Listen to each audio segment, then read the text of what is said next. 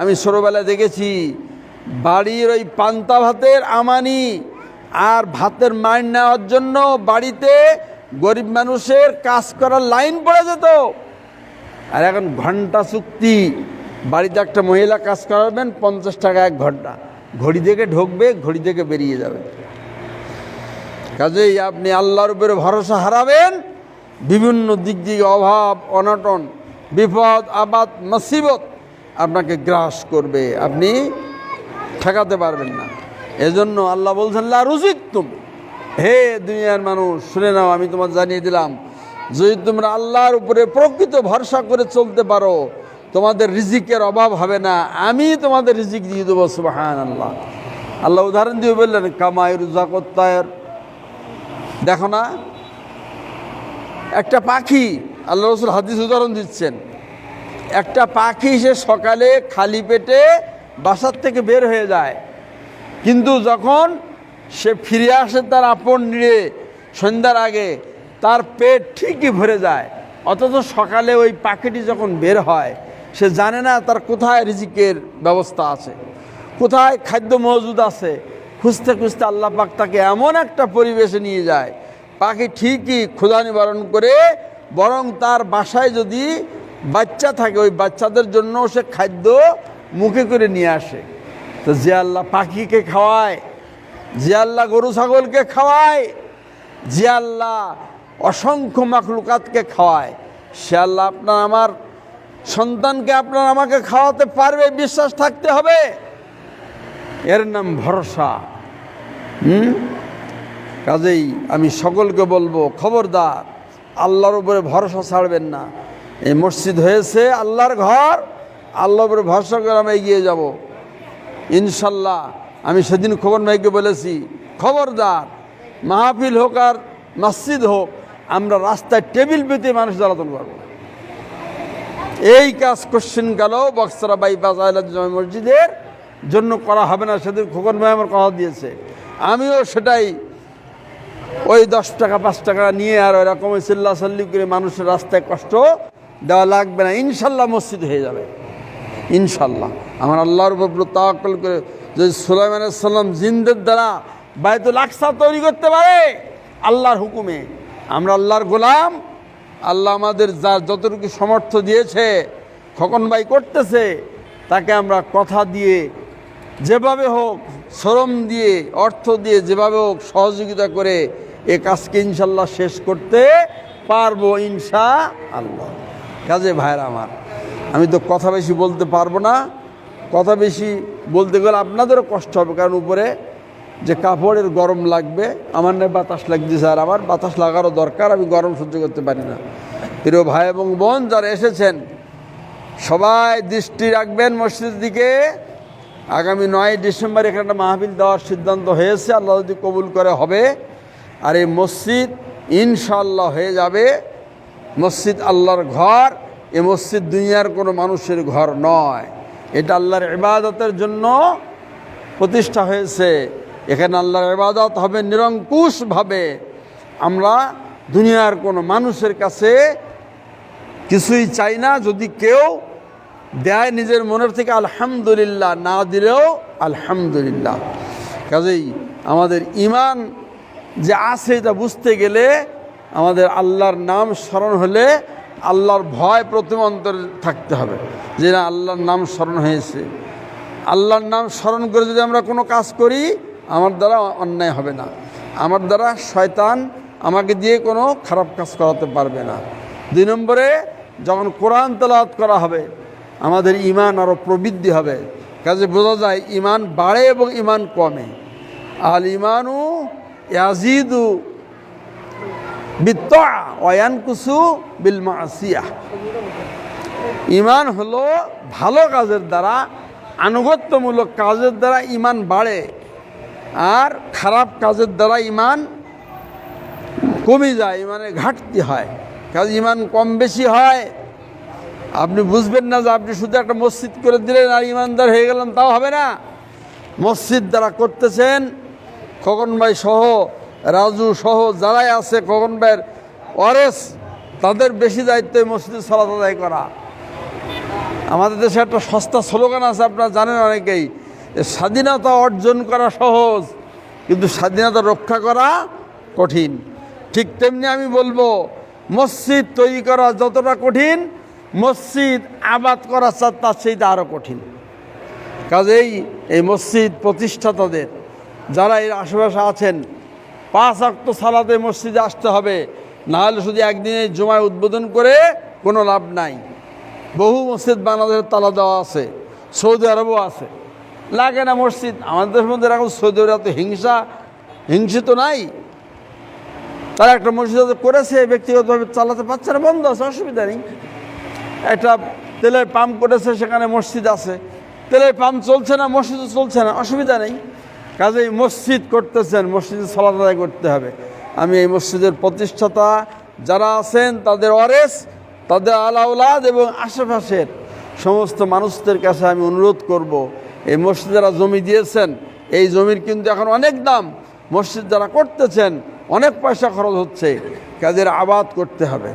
আর মসজিদ আবাদ করতে গেলে সেখানেও আপনার ইমানের কথা বলা আছে, ইন্নামা ইয়ামুরু মাসাজিদাল্লাহ, নিশ্চয়ই মসজিদ তারাই আবাদ করবে যারা মান আমানা বিল্লাহ ওয়াল ইয়াউমিল আখির, যারা আল্লাহর প্রতি ঈমান নিয়ে এসেছে, অর্থাৎ যারা মুমিন এবং যারা কিয়ামতে বিশ্বাসী, ওয়া আকামাস সালাহ, এবং যারা 5 ওয়াক্ত সালাতে অভ্যস্ত। শুধু শুক্রবারে এসে ইমামের পিছনে জায়নামাজটা বিছিয়ে আলমারির ভিতরে পরিষ্কার ইস্ত্রি করা জামা গায়ে দিয়ে এসে মনে করবেন যে আমার দায়িত্ব শেষ হয়ে গেল, জুমার নামাজ পড়াই। আরে জুমার নামাজ না পড়লে তুমি কাফের হবে না, কিন্তু ফজরের নামাজ না পড়লে তুমি কাফের হয়ে যাবে। কাজেই ফজরের সালাতে আগে আসতে হবে, জোহরের সালাতে আসতে হবে, ইশার সালাতে আসতে হবে। গজলে শোনেন না, এক শিল্পী বলেছে না, নামাজকে বলো আমার, কাজকে বলো আমার নামাজ আছে, কিন্তু নামাজকে বলো না আমার কাজ আছে। খবরদার, আমি দৃষ্টান্ত স্বরূপ আপনাদের বলি, কাজ স্টোর আছে না, সাতক্ষীরা কাজ স্টোর, দীর্ঘদিন যাবত তাদের দোকানে আমরা লেনদেন করি। আপনি যখন নামাজের সময় হয় জানতো, দোকান বন্ধ থাকবে এবং একটা জিনিস তখন বিক্রি করা হবে না। আপনি আপনার চাকরি, আপনার ব্যবসা বন্ধ করে চলে আসেন নামাজে, আপনার রিজিকে যতটুকু আছে ততটুকু আপনার রিজিকে আসবেই। প্রয়োজনে আপনার জন্য লোক দাঁড়িয়ে থাকবে, এবং যদি আপনার ঠিকমতো সময় আপনার ব্যবসা প্রতিষ্ঠান বন্ধ হয় সালাতে যাওয়ার জন্য, ওই খরিদ্দার ঠিকই জানবে যে এই সময় গেলে আমি আর পণ্য পাবো না, সে আসবে না আপনার দোকানে, সময় মতো আসবে, আল্লাহর বরকত হবে। শোনেন, আমি একটা কথা অনেক সময় বলি, আপনি ইনকাম করার মালিক, কিন্তু বরকতের মালিক একজন আছেন, তিনি কে? আল্লাহ। আপনি সারা দিন রাত শুধু ইনকাম করতেছেন, বরকত হয় না। 50,000 টাকা, 1 লাখ টাকা বেতন, মাস শেষ গেলে তার দোকানে বাকি পড়ে যায়, টাকা কোলায় না। আর আমার মসজিদের ইমাম মাওলানা মনিরুল 5,000 টাকা কি 8,000 টাকা বেতন পায়, তার ঠিকই সংসার চলে। আমি মাওলানা মনিরুল উদাহরণ দিয়ে বলছি, এখানে বরকত আছে। কাজে বরকতের মালিকের কাছে বরকত কামনা করতে হবে, আর আপনার দায়িত্ব পালন করতে হবে। এই মসজিদ যারা করেছেন, খবরদার, মসজিদ করেই ভাববেন না আপনি জান্নাত কিনে বয়েছেন। হ্যাঁ আছে, মাম বানা লিল্লাহে মাসজিদান বানাল্লাহু বাইতাল্লাহু ফিল জান্নাহ। আল্লাহ রাসূল বলেছেন, যে ব্যক্তি আল্লাহর ঘর মসজিদ করে আল্লাহর জন্য, বাহাবা নেওয়ার জন্য নয়, নাম চাতানোর জন্য নয়, নাম কেনার জন্য নয়, যে ব্যক্তি আল্লাহকে রাজি খুশি করার জন্য আল্লাহর ঘর তৈরি করে, আল্লাহ রাসূল ঘোষণা দিয়েছেন যে আমার আল্লাহ তার জন্য জান্নাতে একটা স্পেশাল ঘর তৈরি করবেন। সুবহানাল্লাহ। জান্নাতে ঘর মানে আপনি কল্পনা করতে পারবেন না। জান্নাতের কল্পনা মানুষের চিন্তা শক্তি দিয়ে করা যাবে না, মানুষের বাক শক্তি দিয়ে বোঝানো যাবে না। জান্নাতে একটা চামচ রাখার জায়গা, পৃথিবীতে যা কিছু আছে স্থাবর অস্থাবর, সব চাইতে একটা চামচ রাখার জায়গা জান্নাত উত্তম। সুবহানাল্লাহ। সেই জান্নাতে আপনার ঘর তৈরি করা হবে, কিন্তু নিয়ত থাকতে হবে আল্লাহকে খুশি করা। আপনি ফ্যান দেবেন আর ফ্যানে লিখে দেবেন এ ফ্যানের দাতা উমুক, চলবে না, এ লৌকিকতা চলবে না।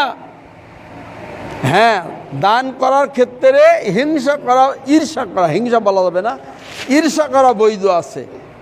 10,000 টাকা একজন দান করলো, আপনি তার সাথে ঈর্ষা করে 15,000 টাকা দিতে পারবেন, কিন্তু এটাকে হিংসা বলেন, এটাকে বলে ঈর্ষা।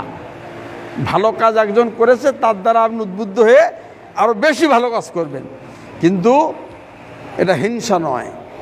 সম্মানিত মুসলিম ভাই এবং বোন, এজন্য আমার দাবি হলো এই মসজিদ আবাদ রাখতে হবে।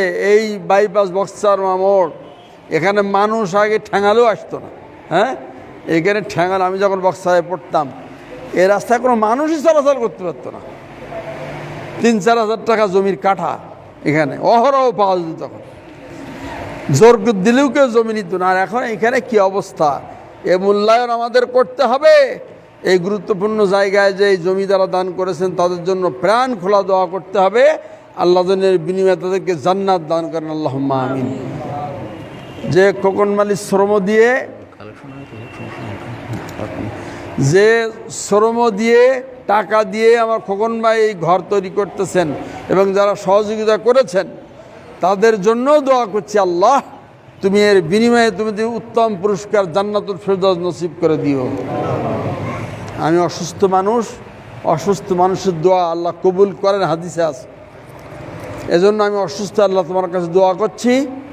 এই মসজিদে আজকের যারা উপস্থিত হয়েছে, যে গ্রাম থেকে, যে মহল্লা থেকে, বহু মানুষ, আমার প্রাণের মানুষ, মনের মানুষ, আমার পছন্দের মানুষ, সকল মানুষের জন্য দোয়া করছি, আল্লাহ তুমি অন্ততপক্ষে আজকে আমাদের এই জুমার 2 রাকাত সালাতকে কবুল ও মঞ্জুর করে নাও, এবং এই 2 রাকাত সালাত যেন আমাদের পরকালে জান্নাতের ওসিলা হয়ে যায়। কারণ মানুষের নেক আমল হবে জান্নাতের ওসিলা, মানুষের নেক আমল হলো জান্নাতে যাওয়ার ওসিলা। অসুস্থ মানুষ যারা আছেন তাদের জন্য দোয়া করছি, আল্লাহ যেন তাদের পূর্ণ সেবায় কামেলা দান করেন, আল্লাহুম্মা আমিন। আজকের এই মসজিদের যিনি দাতা, এই প্রতিষ্ঠাতা আমাদের খোকন ভাই, তার আব্বা জনাব সরলিম আলী, তিনিও মারা গেছেন। তিনি সহ এইখানে যত মানুষ আছে যাদের মা বাবা আত্মীয় স্বজন মারা গেছে, সকলের জন্য প্রাণ খোলা দোয়া চাচ্ছি। আল্লাহ আমার দোয়া যদি কবুল নাও হয়, এখানে অনেক মানুষ আছে যারা তাহাজ্জুদ সালাতে রাত্রিতে সেজদায় লুটিয়ে পড়ে, আল্লাহ তুমি তাদের দোয়া কবুল করে হলেও আমাদের মৃত মা বাবা আত্মীয় স্বজন সকলকে তুমি ক্ষমা করে দাও। আল্লাহুম্মা গফির লাহুম ওয়ারহামহুম, বলুন আল্লাহুম্মা আমিন। আল্লাহ এই মুহূর্তে পৃথিবীর নবী রসুলদের সবচেয়ে বেশি নবী রসুল আগমন স্থান বাইতুল আকসা, ফিলিস্তিন, আল্লাহ ফিলিস্তিনকে তোমার নিজ শক্তি দিয়ে রক্ষা করো আল্লাহ। যে অসহায় শিশুদের কান্না, হারে কিভাবে কাঁদতেছে, পেপার পত্রিকায় ছবিতে দেখলে নিজের জানটা ছিঁড়ে যায়। আল্লাহ তুই এই সমস্ত অসহায় নারী, শিশু, হাসপাতালে রুগীরা পর্যন্ত মাপ পাচ্ছেন, আল্লাহ তুমি তাদের ইমানি শক্তিকে আরও প্রবৃদ্ধি ঘটিয়ে দাও। আল্লাহ তুমি তাদেরকে হেফাজত করো। আল্লাহ তুমি বিশ্বের সমস্ত মুসলিম নরনারীদেরকে হেফাজত করো। খোদ যারা এই কোরআন এবং হাদিস মানতে চায়, আল্লাহ তুমি তাদেরকে মানার মতো সেই শক্তি দান করো, আল্লাহুম্মা আমিন। আল্লাহ তুমি মসজিদকে কবুল ও মঞ্জুর করে নাও। আল্লাহ এই জমিদাতা এবং প্রতিষ্ঠাতাকে কবুল করে নাও। আল্লাহ মসজিদের প্রতি আমাদের অন্তরকে ঝুঁকিয়ে দাও। ইয়া মুকাল্লিবাল কুলুব সাব্বিত কুলুবনা ইলাল মসজিদ, হে অন্তর পরিবর্তনের মালিক আল্লাহ, তুমি আমাদের সকলের অন্তরকে মসজিদের প্রতি ঝুঁকিয়ে দাও। এর চেয়ে বেশি দোয়া করার মতো ভাষা আমার নাই। আর আমার জন্য খাস করে আপনারা দোয়া করবেন, আমি যেন পরিপূর্ণ সুস্থ হয়ে আবার আগের মতো আপনাদের সামনে আসতে পারি, চলতে পারি, ফিরতে পারি, ইসলামের কথা বলতে পারি। আমার নিজের জীবনের চাওয়া পাওয়ার জন্য বলছি না। আল্লাহ আমার যতটুকু মেধা, যতটুকু বলার শক্তি দিয়েছেন, এই মেধা এবং এই শক্তিটুকু যেন অন্তত পক্ষে ইসলামের জন্য, কোরআন হাদিসের জন্য ব্যয় করতে পারি। আল্লাহ তুমি আমাকে সেই তৌফিক দান করো। আল্লাহ অসংখ্য দায়ী ইলাল্লাহ এই বাংলার জমিন সহ সমস্ত অঞ্চলে, সমস্ত মহল্লায়, শহরে, বন্দরে ছিটিয়ে ছড়িয়ে এই তাওহীদের প্রচার করতেছে। আর জান্নাতে যাওয়ার জন্য মূল শক্তি হলো তাওহীদ। কারণ আল্লাহ নবী বলেছেন, মান কানা আখিরুল কালাম লা ইলাহা ইল্লাল্লাহ ফাদাখালাল জান্নাহ। আল্লাহ নবী বলেছেন, মৃত্যুর আগে যার শেষ কথা হবে, শেষ কালেমা হবে লা ইলাহা ইল্লাল্লাহ।